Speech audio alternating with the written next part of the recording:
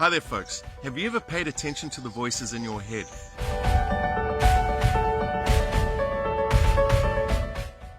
Now what I'm talking about are our thoughts. We have many different types of voices. We can have the controlling voice, we can have the poor me voice, the victim voice, we can have the injustice voice, the wisest, I need to get back at someone.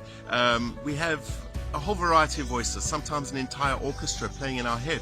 Now if we are not paying attention to these thoughts, these voices in our head, they might be directing our life. In fact, what they can do is they are feeding our puppeteers, the core beliefs that pretty much control our behavior.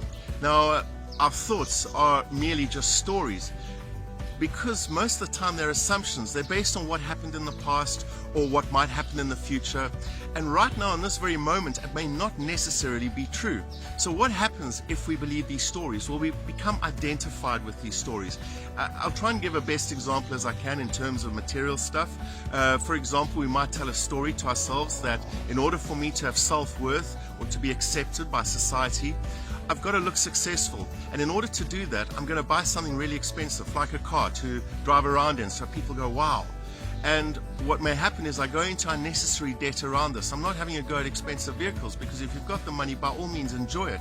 But for some people, you might end up going into incredible debt to try and justify yourselves to society.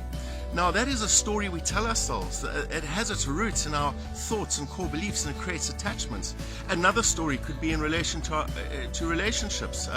We might have had in the past where we were betrayed by a loved one. That could be a story we carry with us into the present moment. And when we meet somebody new, we bring that story with us into that relationship, and we identify it. We go, well, it's always happened to me in the past, so now I'm going to try and control this relationship so it doesn't happen again.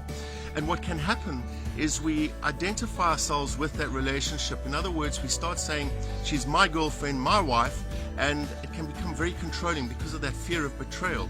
Our identification to thoughts which may be simple ideas in the workplace. I have an idea about how to do something, but it's my idea, because the story we tell ourselves is, if that idea is not accepted, then I am not accepted. So what I'm trying to get through is that idea gets attached to who I am. That car gets attached to who I am. Those people we love become attached to who I am. I mean, when people go through a divorce, there's something that's ripped out of them. It's that concept of being a husband or a wife, because we identify with that. Now, is there something beyond identifying with who we are, who we should be? And there is, but one has to break away from the voices in our head, which can be very much attaching those to us. So how do we sort of let go of these thoughts? How do we detach ourselves from the thinking, and through that detach ourselves from the outcomes of the exterior world, which determines our happiness? Because really, where does happiness lie? It's within, not out there.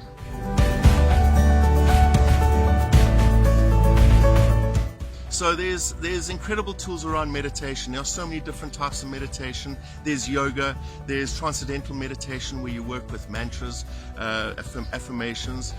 There's simple breathing meditation. There's loving kindness meditation. But I'll talk more about the simple breathing meditation and how it can really help you detach from an identity of who you should be. And it's simple as this. What you do is you go and you focus on your breathing. Pay attention to the texture. You close your eyes, you do it for about a minute, and a thought's going to come into your mind. And you will see this thought coming through, but instead of trying to shove that thought out, because the moment you try and say, well, let's get that thought out of my head, it's going to scream even louder. What you do is you simply leave it alone, and you go back to your breathing. Go back to your mantra. Go back to your yoga, your body position. Pay attention to your body. And what it does is it weakens the power of that thought over us. We stop identifying with that thought. And I think the best way, one of my teachers said to me, it's that state of be still, I know I am. And once we go into that state, we're in that space between where we are no longer the personality type. We are no longer a program, no longer a walking habit and pattern. We are something that is so much more powerful. I think that's what I'm trying to explain when I say we move more towards our essence.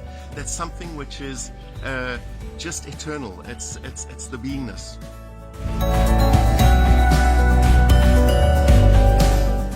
As you work with meditation, for example, and as you detach yourself, you find that you become less reactive to the world, less controlling, less worried about the future, and there's less attachment to the past and the present moment.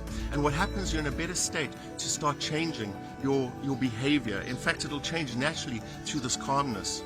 And what also happens is you stop feeding the puppeteers, the core beliefs. The core beliefs can be very powerful, as I spoke about in the last vlog. And as you stop attaching to the thoughts, you're actually starving those negative core beliefs that no longer work for you, and eventually they disappear. So those are just some thoughts, folks. Until we chat again, take care and stay aware.